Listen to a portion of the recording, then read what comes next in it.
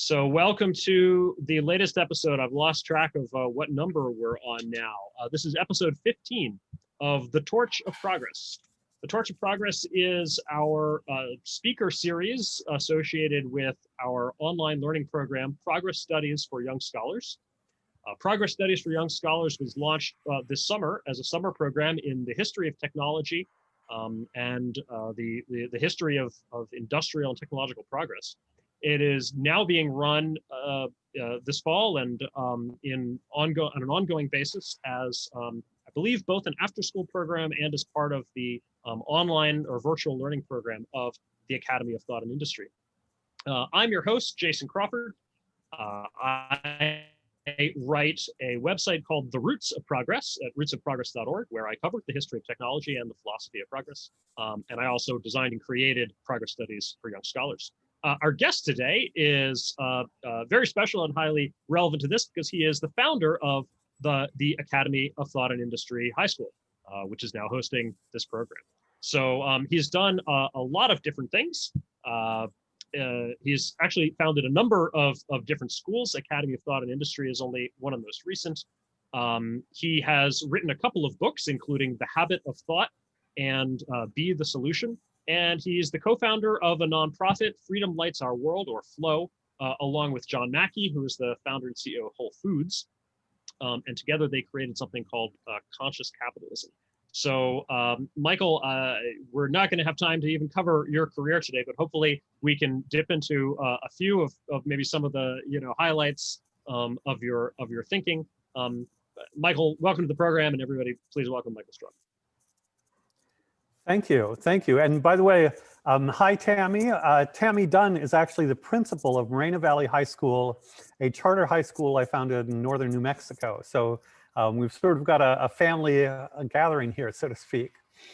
But great to be here, Jason. I'm very enthusiastic about progress studies in general and your work in particular. So I'm delighted to be joining you.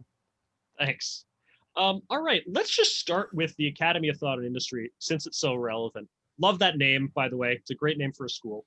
But let's just sort of go back to the beginning of it. What is ATI, and why did you found it? What motivated you to do it? So I'm a very passionate about learning, and Higher Ground Education, the parent company of the Academy of Thought and Industry, is the leading Montessori organization in the United States. They're the largest and fastest growing. It's hard to keep track of how many schools, but something like 60 schools now. And I'm a great believer in Montessori education because of its emphasis on agency and independence. I think that it's really important for young people to have agency. So the opportunity to create a high school model in association with Montessori Network was extraordinary. And with the Academy of Thought and Industry, Matt Bateman, whom you know well, really, I think he came up with the actual title, but thinking and doing. I'm a great believer in thinking and doing. In my two books, The Habit of Thought, all about thinking, and Be the Solution, all about doing. And so if we can help young people become great thinkers and doers, they're ready to tackle the world. Yeah, absolutely. Great. So ATI is really a Montessori-inspired high school then. For people who know a bit about Montessori, they might know that it's most of the material and the techniques that were developed kind of aimed at younger children. If anybody's ever visited a Montessori school, they've probably, it might have been a kindergarten, they've probably seen young children spread around the room on their mats doing activities and very, often very simple things. So how do we extend the Montessori philosophy to the high school level? So I see there are a couple of things that are key to Montessori thought. First, I think Maria Montessori is an under-recognized genius that I still don't understand why we don't have a full-length feature-length film about Montessori's life. She was kind of an amazing character in many ways, definitely a pathbreaker, really dedicated to her work. But many people think Montessori, they think preschool. I think the greatest insight that Maria Montessori had about education was that it should be thought of as a prepared environment or curated environment within which freedom is possible. Constructive freedom of the child is possible. I think there's been an endless back and forth in education between sort of top-down models versus giving the child more agency. And then sometimes without structure, freedom is unconstructive.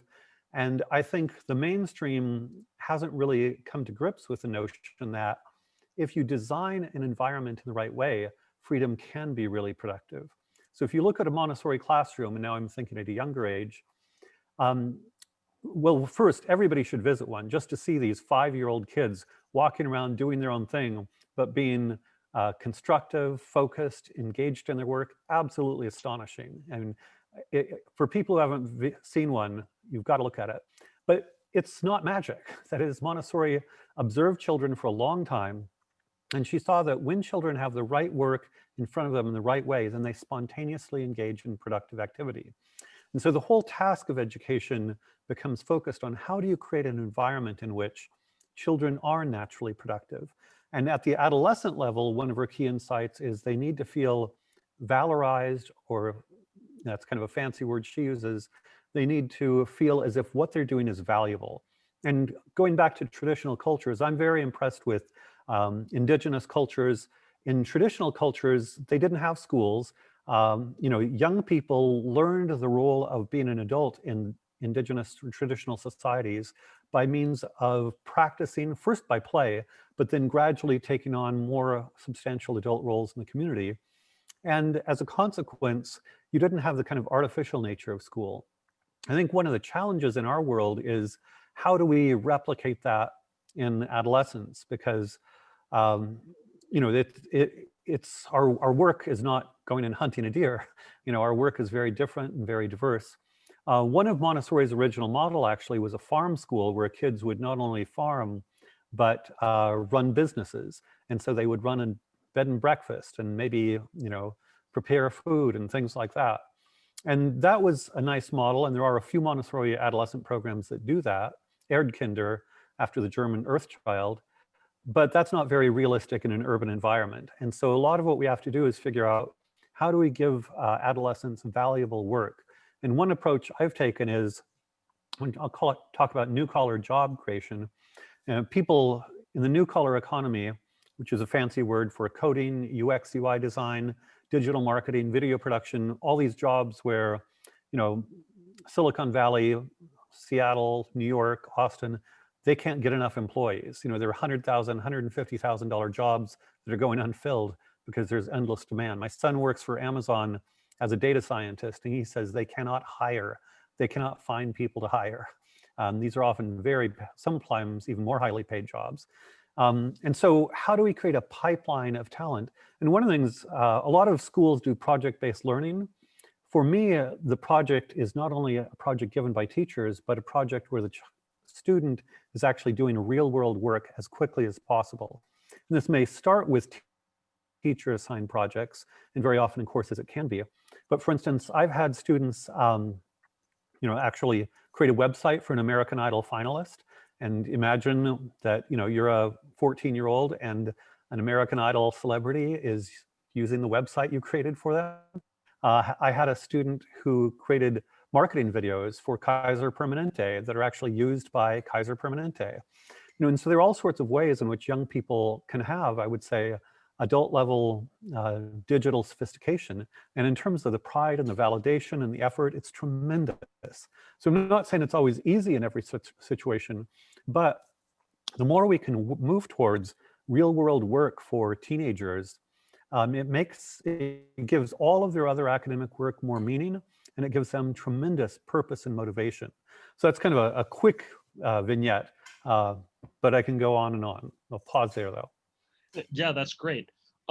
So I'm a big believer in the value of work, and I think project-based learning is great. How do you balance or integrate that with the more abstract subjects? I mean, are the students still learning history and mathematics and science? Are they studying literature? Those along with these sort of more project-based or vocational things?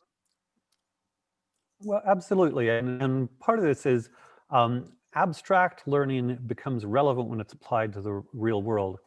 There's a book on great college professors, and part of what it finds is that even though and these are college professors who are legendary at their universities for decades, and they have very different styles, common threads these researchers discovered after looking at, say, these 40 or 50 great professors, was that they were all very good at taking abstract and tying it to concrete.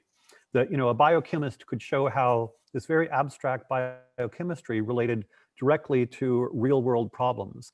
And so it was neither stuck at the practical, nor was it stuck at the abstract, but continually going back and forth, showing the relevance. For somebody, I love learning, and for somebody who loves learning, it's not that, I learn abstraction for the sake of abstraction. I see learning abstraction as a way to understand the world more effectively, as a way to be more effective in the world. And so in a certain sense, it may sound odd, but it's not about abstraction at all. It's about, how do I understand the world? To take something that's of deep interest to me, one of the reasons I studied economics and political science is, why are these institutions, we could say today, so messed up? Or what works and what doesn't? Or how are these things actually functioning? Because I think ultimately, if you want to function in the world, you need to understand how it works. I'll give you a very different case. I had a student who became a world-class coder, and it was only after trying to solve hard problems that he realized he needed to learn more about algorithms. He was mostly self-taught, but at some point he realized, wow, to solve certain kinds of problems, I need to learn about mathematical algorithms, which is as abstract and can become as abstract a subject as you please. So I would say the effort is to use the concrete and practical to motivate a deeper appreciation of the broad abstract sorts of subjects, so that they care about understanding the world and being effective in the world over the course of hopefully long and productive life. It sounds like there would be a very different role perhaps for the teacher in that kind of environment. I'm not even sure if you call them teachers. Say a little bit more about that role and their relationship to the student. Very much so. So guide is the term used in Montessori schools, and we also call them guides. And the idea is the role is to guide a student to learn, to achieve, to get things done. And as much as possible, Maria Montessori, one of my favorite quotations is that the sign of a teacher's success is that the students are working as if I'm not even there. And that applies certainly in a Montessori primary classroom, that when a Montessori classroom is working really well, I've gone into Montessori classrooms and you don't even know where the teacher is. Sometimes she may be working with a student in a corner over there. The students are all working as if she or he is not there. One of my greatest sources of pride in the Socratic at ATI was that at one point when we went virtual, the guide in a class, and this is not one that I was directly involved in, but I heard about it secondhand, the guide had internet trouble and dropped off the call, and the students just continued Socratic discussion. Without the guide, of course, they just are responsible for the class. Let's keep going. And so I would say, for me, the sign of success is when the adult is no longer necessary in the classroom. Yeah, and that's a great story of independence, which is a thing that I know Montessori aims at creating, and you aim at creating in ATI. Since you mentioned the Socratic discussion, that's a great segue to another topic I was interested in talking to you about. This is, I know, a passion of yours, the Socratic method. You wrote a whole book on it. Most people probably know the Socratic method is just like, oh, that's when the teacher asks questions. I bet there's more to it than that, especially given that you wrote a whole book. So what is there to the Socratic method beyond just the teacher asks questions? Terrific, thank you. And I want to connect this directly to progress studies, which may not be obvious. But one of the best books I've read in the last year or two is a book by Joseph Henrich, an anthropologist, called The Secret of Our Success. And he talks about culture and how humanity's ability to transmit culture is what allowed us to thrive in, Arctic climates with the Eskimos in Alaska, or very harsh, dry climates with the Aborigines in Australia, all sorts of diverse jungle climates in South America and Africa, that passing on culture from generation to generation to generation is really how we've survived in an extraordinary range of, different environments. The connection that I make between that and Socratic, which may not be obvious, is, of course, Socrates was famously put to death by the Greeks for corrupting the young and not believing in the gods of the state. And many intellectuals think that he was unfairly put to death by the Greeks, but the more sympathetic interpretation is that it's human nature to want to conserve culture. And in fact, we have succeeded in over hundreds of thousands of years in different environments because our nature in that sense is radically conservative. We believe what our grandfathers and great-grandfathers and great-great-grandfathers believed. There's some evidence that some of our fairy tales are based on myths that may be 30,000 years old. So I think there are actual survival reasons for deep conservatism in human nature. That said, Socrates, and this is the connection to progress studies, Socrates began asking, what is truth? What is justice? What is beauty? What is honor? And asking people, expecting people to have rational justifications for their beliefs, which again may sound trivial, but it's actually a very radical move. If I ask a respected leader in the community what justice is, and this is what Socrates did, and the leader in the community can't give a coherent answer. Maybe he says, justice is doing right by my friends, or justice is ruling over the weak. And these are answers from Socratic dialogues. And then Socrates pulls out inconsistencies in those definitions. Ultimately, Socrates embarrassed these powerful figures in the community. The young people in Periclean Athens copied Socrates and went around asking these embarrassing questions to people in authority. And the deep conservatism of traditional culture, including the notion that the elder members ought to be respected by the younger members, was thereby broken. And so, of course, they had to put Socrates to death. That said, that social practice, if you will, that meme, if you will, of expecting each other to have rational justifications for our ideas, I would say is a deeply radical social phenomenon that ultimately resulted in the extraordinary progress of math, science, human rights, social and cultural evolution that took place in many cases in European history. So the path from putting Socrates to death because he's asking these questions to the scientific enlightenment for something is a long and tortuous one. But I think it's, for me personally, it's radical and fascinating to, in teen culture and adolescent culture, to develop the mutual expectation that we have rationally consistent and coherent understandings of the ideas we have. So a lot packed into there. Not sure where you want to go from there, but I'll pause and see if any particular strand is of more interest than another.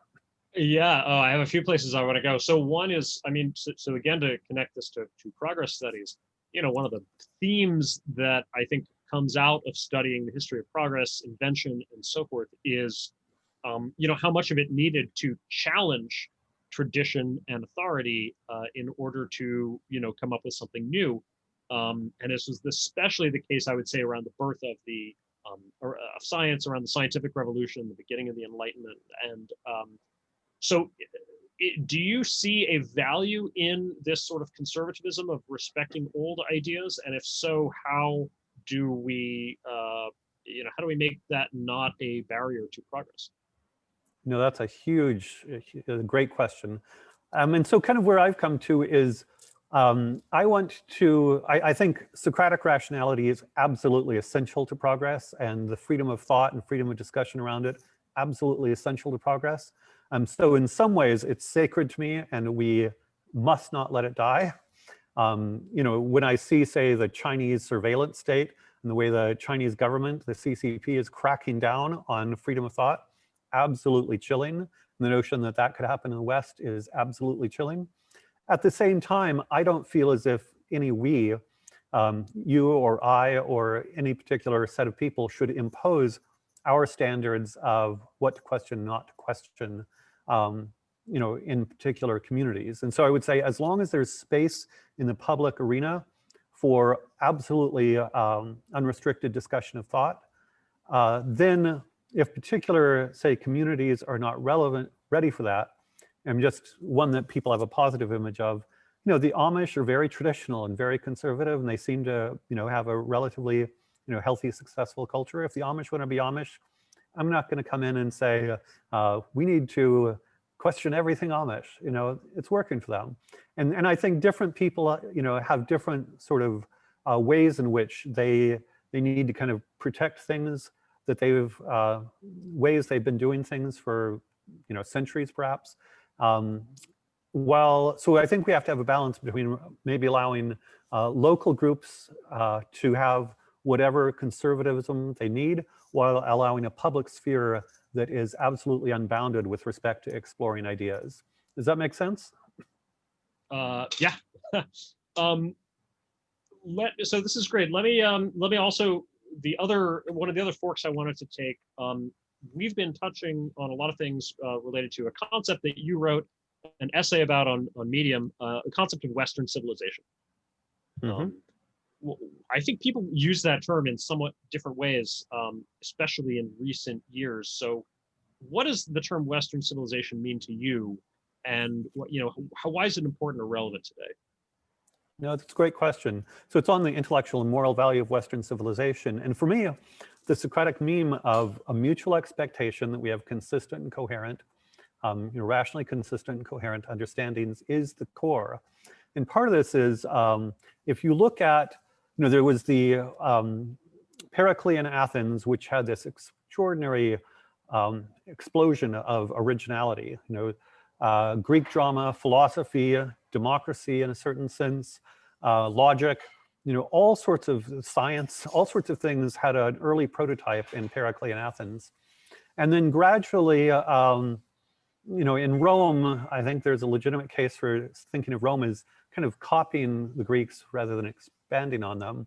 There was sort of an 800-year period from 500 BC roughly to 380, where there was, to some extent, this culture of rational discussion, with Archimedes as a high point. You know, Archimedes really created science in a certain sense.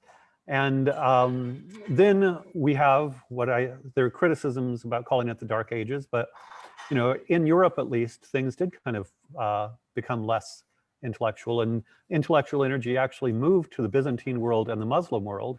And so from, you know, the fall of Rome until the Renaissance, most of the intellectual energy, you know, outside of, say, China, was broadly construed Byzantine, Islam, and then also Hindu. You know, at this point, the Silk Roads are starting to happen. And so there is kind of developing a common culture of intellectuality from the Mediterranean kind of to the Himalayas. And this becomes very vibrant. There's actually an article I'm interested in that claims there is no West, and talks about kind of the center of culture going from the Mediterranean to kind of the Silk Roads. And then it becomes of interest vis-a-vis Europe again with the fall of Constantinople, and then the rediscovery of the Platonic texts in Greek in Renaissance, what became Renaissance Italy. So in Italy, they kind of lost Plato. They still had Aristotle. So medieval scholastics still had Aristotle. And I have a tremendous respect for Aristotle's logic, but they had lost the kind of dialogue that Plato is characterizes in, you know, Socrates asking questions. So in that, there's a lot of evidence that the revival, the rediscovery of Plato in the West, again, Plato had never been forgotten in Byzantine and Islam worlds. I don't know about the Hindu world, but the rediscovery of Plato in the West then was part of the Renaissance, which is rightly known, it's rightly renowned. The level, in many ways, Renaissance is the beginning not of just a beautiful art and architecture, but of science. I mean, I think Galileo is rightly renowned. You know, in some ways, Archimedes is the first scientist, but in other ways, Galileo is the first really, really real scientist. And by the way, Galileo had the highest respect for Archimedes. I think, you know, I forget exactly his language, but for Galileo, Archimedes was sort of person number one. So then you get Galileo creating Western science, and as it were, the rest is history. And I think, you know, people talk about diverse sorts of sciences around the world, but it's not an accident that due to this expectation of mutual rationality, that was a meme in Socrates exploded in the Renaissance and ultimately led to the rise of Western science. I think we can't underestimate the impact of that. And by the way, Galileo wrote several of his books as dialogues, and so they're dialogues where people are arguing. And part of that is he didn't want to be known as for being as radical as he was, but also I think he wanted the logic of the positions he was advocating for to be argued in dialogue, so people could see that they were logically compelling arguments. Before pausing one more time, I've briefly talked about Western science, but the other thing is a tradition of arguing for rights and government. So, in Periclean Athens, not just Athens and Sparta, but there were many different kinds of government. And part of what you see in early Greece are arguments about the best form of government. With obviously Sparta and Athens having different forms, but there were many different models. There were arguments about constitutions. What was the best constitution? These were rational arguments about the structure of law, government, and constitutions. This becomes revived in Renaissance Italy with the different republics in Italy. There were, again, arguments about the structure of government, the structure of power, the structure of law. And those arguments I see as early prototypes of what ultimately became, constitutionality and the rule of law in the West, which led to human rights and prosperity. I'm, jumping over a million other relevant facts, but just wanted to kind of tie Socratic rationality to the explosion in Western science and mathematics and its success, as well as government, human rights, and the rule of law as two just incredibly important legacies. Yeah. Interesting that you pick out Archimedes to have such prominent importance. Now, I'm a fan of Archimedes, but why do you and Galileo, see him as this singular figure? No, that's a great question. So first, I'm also a big fan of Euclid. But Euclid is very, rational. He creates this incredible geometric system based on a few premises or axioms. And Archimedes was modeling to some extent his work on that of Euclid, but there is a legitimate criticism of Greek thought that it was overly speculative and not adequately tied to empirical reality. And totally agree, that was a legitimate weakness of Greek thought. Archimedes tied the rationality of the Greek tradition with real empirical investigations. And I think, in some ways, that's what Galileo did that, knocked it out of the ballpark, is when you combine a commitment to rational coherence with empirical evidence, that's when you get Western science. So in some ways, Archimedes was the first Western scientist, 1,000 years before Galileo, something like that. And then Galileo kind of picked that up and in some ways formalized it in his work. And then we're off like a rocket to the moon and Mars and beyond, so to speak. Literally. Yep. Yeah. Interesting. So one of my favorite ancient Greek scientists, probably maybe not the greatest, but I would say definitely the most underrated in terms of how well he's known, is Aristarchus. So Aristarchus actually attempted to measure the relative size of the sun, moon, and Earth, and was therefore the first person to realize that the sun was actually larger than the entire Earth. And through this, in part on this basis, was, I believe, the first person to propose a heliocentric theory of the solar system. So thousands of years ahead of his time. Unlike the Greek atomists who proposed a physical theory far ahead of their time, but on pure philosophical speculation, Aristarchus proposed a theory ahead of his time based on based on empirical observations. But Archimedes was also pretty up there. Absolutely. Just an interesting aside. I believe the book is called The Geography of Science by, I think, Dorn, I believe is his last name. Forget his first name, but fascinating book. He makes the case that while science and math originated around the world, in every place except the Greek Mediterranean, it came about as a practical, he calls it a hydraulic thing. And what he means by that is the math and science of ancient Egypt, of ancient China, of ancient Hindu kingdoms, of the Mayas, was all based in some ways on irrigation. With Egypt, when is the Nile going to flood? How much is it going to flood? And so even their interest, say, in astronomy was driven by keeping track of the time of the year for the floods. The Greek islands, by contrast, developed this purely speculative science for its own sake, math for its own sake, philosophy for its own sake, kind of disconnected, untethered from the hydraulic kingdoms. And this author makes the case that lack of practical connection, basically, if you're an Egyptian scientist or a Chinese scientist, you got to please the emperor by predicting, when the floods are going to come next spring. Whereas in the Greek islands, there were no top-down authority. You had all of these kind of crazy philosophers going from island to island, city to city, arguing stuff that had no practical relationship. But going back to Aristarchus, it doesn't improve our prediction of the flood to speculate that the Earth goes around the sun. But that's the root of modern science, is when you begin going for truth's sake, rather than let's make sure we get the flood right so the king doesn't kill us next year. Yeah, the anthropologist, I believe it is C.R. Hallpike, pointed out that many ancient civilizations tracked the stars and came up with these predictions and these mathematical models of the seasons and so forth. The Greeks were the only ones who thought to make a geometric model, to actually think about the shape of the solar system and the heavens, and to think about circles and epicycles and so forth. Nobody had done that before. Yeah, and again, I think that's that speculative interest. What is the truth? What is out there? Yeah. Back to the term, the concept of and specifically the term, Western Civ.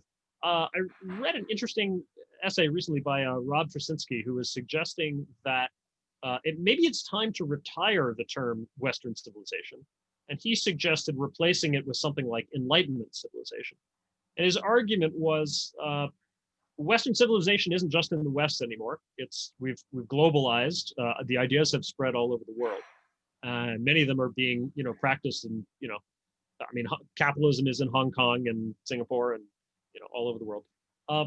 He also pointed out the West doesn't necessarily remember or live up to all the ideas of Western civilization so much anymore. And so it's not nearly as Western, literally speaking Western as it used to be. I don't know. What do you think about those terms? I think that's a great argument. And going back, there's a wonderful book called The Silk Roads, which really is, I think, in my Western education, I did not get an adequate education about what really happened from the fall of Rome to the rise to the Renaissance. And this book does a great job of showing how what we think of, we including those of us who talk about Western civilization, what we think about Western civilization really was developed by the Byzantine, Muslim, and Hindu cultures for almost 1,000 years, while the West was in the Dark Ages. China is interesting because it definitely had its own civilization, and it doesn't appear as if there was as much cross-pollination with Byzantine, Islam, and Hindu. But the other piece of that is, talk about Africa. Timbuktu is one of the oldest universities, and Islamic, and obviously Egypt has been a center of civilization for a long time. And so I do think the language of Western civilization is misleading. David Graeber is the one who wrote the essay, "There is no West." And the reason he argues for that is that the worlds of Greece and Rome are so very different from post-Renaissance Europe that it's misleading to talk of too much continuity. Although he does acknowledge the one piece of continuity there is this tradition of rational discussion. So there's a sense in which Machiavelli is arguing with Roman authors. Yeah, exactly. just a little thing called reason. Yeah. Totally agree with that. That said, I think the Enlightenment is the important part. And again, going global, I think I love Pinker's Enlightenment Now. I think we need to defend Enlightenment values because that's given us almost everything we've got today. And if we don't continue to defend Enlightenment values, we could go into dark ages that are far more miserable than we can imagine. Yeah. All right, we will start taking questions from the audience in a few minutes. So folks, For those of you who are in one of our programs and you're in the Slack, go ahead and find the thread for questions that I posted in the Slack and the announcements channel, and we'll try to prioritize those. Everyone else, go ahead and just type your questions right into the Zoom chat, and I will, kind of moderate and read them out. While people are thinking about and typing up their questions, let's cover one more topic. So you created this concept with John Mackey of conscious capitalism. What is that concept, and can you explain the term, why you chose that term for it, and what it differentiates? How it's differentiated from, I guess, other forms of capitalism. Sure. So I think again, going back, I'm very interested in evolutionary biology, and especially the evolution of humanity. And in traditional cultures, I connect sort of traditional with indigenous cultures here. People have a sense of purpose in the community. It goes back to actually adolescents being valorized in a community. But we all need to be part of a community where we're engaged in something purposive. And I think that a lot of people who are known as the creators of great enterprises, in fact, do have a purpose, that they're driven by something that is, sometimes it's an intellectual curiosity, sometimes it's to build something better, to invent something greater. And so if you think of the great entrepreneurs, very often they had a passion for something. Meanwhile, I would blame the Marxists. The Marxists have developed this narrative around capitalism that I think mistakenly claims that it's all about greed, when in fact, while there are certainly people, human beings that are driven by greed, in the Catholic Church, it's one of the 7 deadly sins. So greed exists, but I think it's a terrible mistake to identify this incredibly productive system with greed. And so I often talk about just free enterprise. I'm a great believer in free enterprise. But we chose the name conscious capitalism to deliberately, as it were, tweak people's perceptions. That is, insofar as the Marxists had successfully branded capitalism as about greed when it is not, we're reconnecting it with, what if you're conscious of your purpose rather than driven by greed? Then what does capitalism look like? And again, one of the things we've found is that most entrepreneurs are actually driven by some sense of purpose. And it does become a little bit trickier as you get into large amounts of capital and ultimately the public markets. There are a whole different set of issues around public capital markets and distortions of various sorts due to markets and all sorts of things. But the basic idea was to reclaim capitalism as a purpose-driven enterprise. So short version, but I'll pause there. Yeah, it's interesting. So you contrast purpose and conscious purpose with greed. Let's just drill into that a little more. I mean, so what does it mean to be what does or would it mean to be driven by greed exactly? And how is that different from having a purpose? Is a businessman who's driven by greed, is he not being purposeful? Explain that a bit more. So actually, I would say a really interesting case study in this is, Howard Roark in The Fountainhead, I would say, is incredibly purpose-driven. He has a deep commitment to his own ideals about what architecture should be and what counts as quality. And he is impervious to short-term, incentives. I mean, he gets kicked out because he won't capitulate. He gets kicked out of his architecture school because he won't capitulate. And so I think it's interesting, and I actually think it's a mistake on the part of Rand to emphasize greed when the heroes she creates, I would say, are extraordinarily purpose-driven. And I read that mistake on her part as because the communists were so dominant, the Marxists were so dominant, I think she likes to be contrarian. So if they're saying it's bad, I'm going to stand up for greed. But in fact, her characters are not about greed. They have a purpose that transcends short-term incentives. Whereas, you can imagine a greedy Roark, somebody saying, look, we'll give you this position if you just build a crappy building and we'll pay you this much. No way Roark's going to build a crappy building that he doesn't believe in for a little bit more money. And so I think that's where this image of people just being driven by profit regardless of other consequences, is not consistent with a vision of integrity. Of course, a successful business should and needs to be profitable. The way John Mackey likes to talk about it is, it's like blood. If we don't have oxygen in our blood, we'll die. Does that mean we're living for the sake of oxygen? Most of us would not say that's why we're living. No, we need oxygen and food to survive, but we have another purpose. So I'm very interested in human beings having ideals and integrity and in purpose. And going back to Galileo or Socrates, in many cases, those purpose and integrity are at great personal risk or cost. That is, Socrates was put to death, Galileo, house imprisonment, and they could have capitulated to the society and chose not to. So I think there's a huge tension between our ideals of purpose, integrity, vis-a-vis kind of capitulating either to power or money. So I'm hearing some themes from you that I feel pop up in a number of places. Let me phrase them back to you and tell me how this fits with what you're thinking about. One is the notion of short-term incentives versus taking a longer-term view. The other is sort of in a different dimension, maybe having a narrow scope of what you're focusing on and optimizing for versus a broader and more conceptual scope that sort of takes in more. So when I hear you say greed, what I understand that to be is very narrow. It's only focused on maybe sort of the numbers that we can see in the income statement, and very short term. So maybe I'm only even thinking about kind of like quarterly earnings, right? Whereas, and what that would be contrasted to would be something where I'm thinking decades out or generations out, and I'm thinking about it's not that I don't value money and profit, but I value many other things besides, and I want to integrate them into a bigger picture. Is that a good way of stating the contrast? That certainly is the case, say for a conscious capitalist.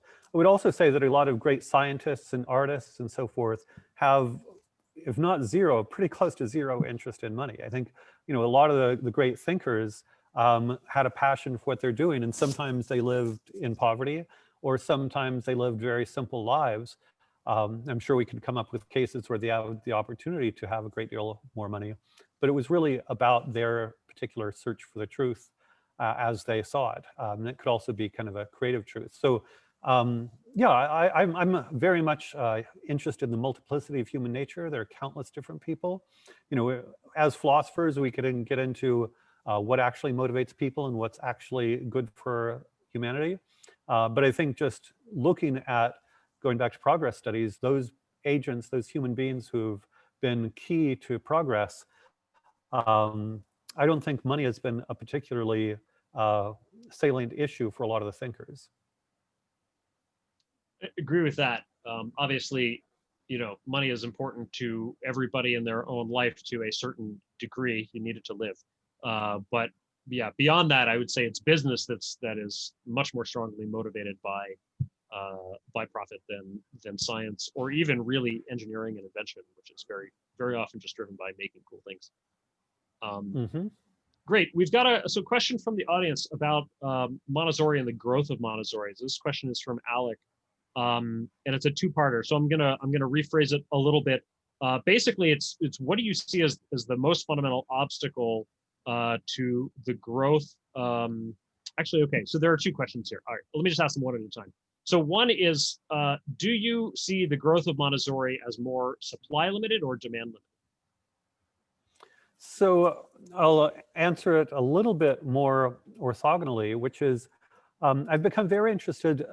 Larry Cuban and David Tyack, some Stanford scholars, one of them is dead. I believe Tyack may be dead and Cuban's still alive. But at any rate, they came up with the concept of the grammar of schooling. And they see the grammar of schooling as restricting innovation. The grammar of schooling includes the notion that there is a fourth grade and that there is an English class and that there is an expectation of, reports and test scores and Carnegie credits in high school, that there are all of these boxes. And I would say they are largely supported by, government measures such that one can, and Montessori violates the grammar of schooling, is the short answer. So to have a multi-age classroom, you can kind of do it in a public school, but you still have to report on 4th grade test scores. And you can kind of follow the child in a government Montessori school, but at the same time, they have to cover, 5th grade history or whatever. And so there's a way in which I think real Montessori fundamentally violates the grammar of schooling. And so I think that ultimately we need for, so going back to demand versus supply, one point I calculated the average Montessori teacher sacrifices about $1 million in lifetime income relative to a public school teaching career. Most Montessori schools, this is much less the case with the higher ground system, but most Montessori schools are tiny. The parents can barely afford the tuition. The teachers are working for much lower wages. They have far fewer benefits. They work longer hours, more days a year. And so compared to what goes into the public system, most Montessori schools are starved. And when you think of this over the course of 100 years, been 100 years Montessori, at one point I looked at the kind of annual investment that goes into public education versus Montessori, and it was at least 2 orders of magnitude greater. And so if you look at, the analogy I do is cars. So suppose, one car company had 2 orders of magnitude more funding over the course of a century compared to a different kind of car. Hello, huge difference. And so I think when you start to look at kind of the fundamental drivers, as long as we have government enforced grammar of schooling, there is going to be a huge supply problem. But the supply problem is not just we're not training enough, it's that most Montessorians, if they are trained, will have to sacrifice a significant amount to stay within Montessori. Or if they go to public school, then gradually they kind of have to sacrifice some things that are sacred to them as Montessorians. So I think I'm excited about tax credits with fewer restrictions, tuition tax credits, or maybe vouchers with fewer restrictions. I was optimistic about charter schools once upon a time, but then charter schools, especially under No Child Left Behind, had all of the grammar of schooling kind of enforced in spades. And so the kind of debate I want around the school choice movement is not just Montessori, but all sorts of alternative movements need a lot more freedom. And specifically, they need to be freed from the grammar of schooling in order to flourish. But I think at this point, the kind of discrepancy between what's important to human beings, especially young human beings on the one hand, and what schooling is right now in mass in government schools is becoming so great. I think we're getting to a tipping point where private alternatives or private alternatives funded through tuition tax credits and vouchers may get to the point where we're ready to explode with the Montessori Renaissance. So cautiously optimistic based on kind of new funding models. And I should mention just the mass prosperity. And in the US, what people don't realize is a lot of the shrinking middle class is because a significant percentage of the middle class went to the upper middle class. So there are, say, 40% of Americans who can afford private education now, especially if they don't have ridiculous housing prices. So we're at a place where you can, even on a private tuition-based, you can have more of a Montessori mass movement than ever before. So quick answer to a very complex set of circumstances. Yeah, wow. Okay, so part 2 of this question is related. What do you see as the most fundamental obstacle to confront for those interested in seeing much more rapid progress in education, whether that's Montessori or or in some other direction?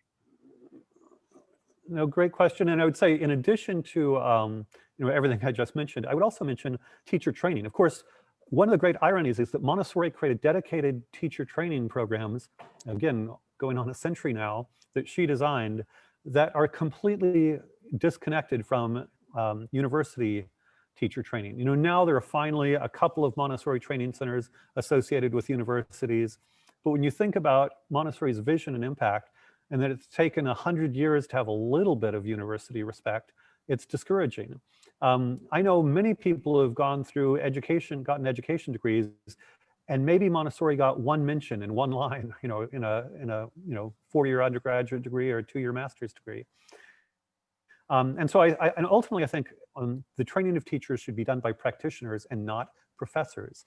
So I'm passionate about liberating teacher training. Right now Montessori and Waldorf have their own dedicated teacher training programs, but I think every truly innovative educational model should have dedicated teacher training based on the pedagogical principles of the great practitioners in that field or that species of education, rather than forcing people to get 4-year education degrees. I actually have a book coming out called The Missing Institution, where I describe this as a missing institution, where great practitioners are training the next generation of teachers. There is, student-teacher kind of classroom experience as part of an education degree, but it's an orphan. It doesn't get much attention or money. And so student teaching is a tiny thing. Whereas in my missing institution vision, I don't know if you remember the Stand and Deliver, the great teacher, I'm forgetting his name, but he got all of these inner city LA kids passing AP calculus tests. And he should have been a teacher trainer. And instead, the teacher unions basically kicked him out and he left and his program disappeared. But anytime we have an extraordinary teachers, Marva Collins, they should have the opportunity, as did, I should say opportunity, Montessori, through dint of courage and resilience and persistence, created teacher training. But it should not be this hard. We should find a way so that teacher education is driven by great teachers of various sorts and not by professors. Professors, their expertise is doing maybe a regression or a literature review, which is all fine and good. I'm not against research in education, but it's insane from my perspective to regard that as what's critical about teacher education. It's all about becoming a great practitioner. Yeah, wow. Okay, great. Well, we are just about, okay, we've got one question that just came in. Can you have a few more minutes? We can take maybe one more. Sure. Great. So Jackson asks, if Montessori is in conflict with direct instruction, what do you make of research that suggests that direct instruction may actually be the most effective? Is what is being measured in these studies too limited in scope? So a couple of things. Great question, by the way. For one, I think Montessori is a sophisticated pedagogy. It does require, I would say, artistry to do well. I think the reason direct instruction comes across so well in standard public school education is, the system is a mess.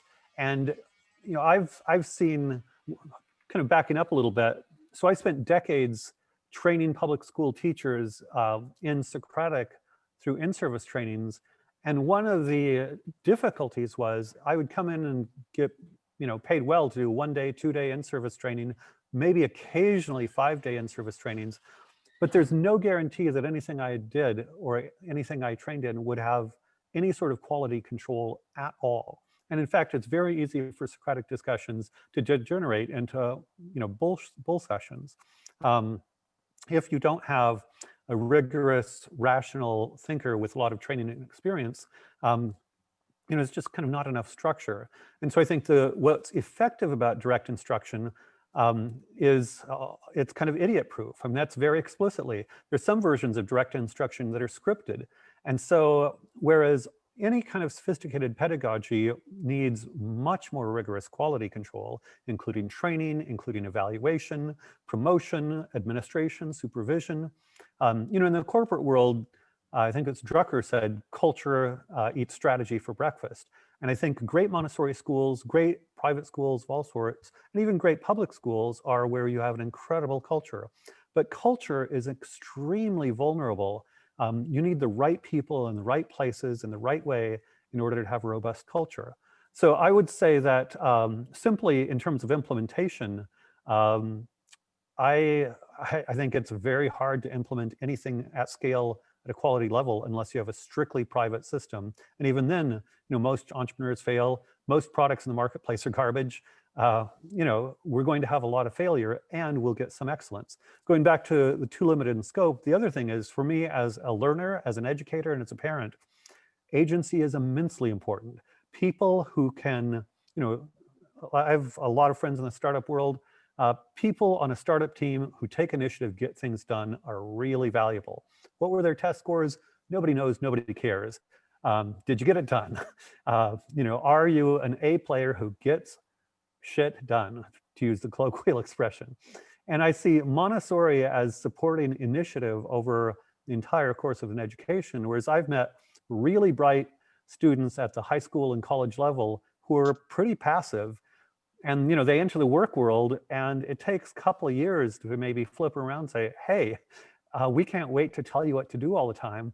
You need to show a little bit of initiative. And sometimes they need to have a mediocre job and be passive for a few years. So there are other dimensions beyond, say, test scores and initiative, but I think initiative and the ability to get stuff done are really important. And those are not measured at all in test scores. So again, short version of a longer answer, but that's my short version. Okay, great. Well, I think this is a great place to draw a line. Thanks for a fascinating discussion, Michael. If people want to learn more about you and your work, or follow your thought and writing, where can they find you online? Probably the best place. I'm on LinkedIn and Facebook, but I'm very active on Facebook.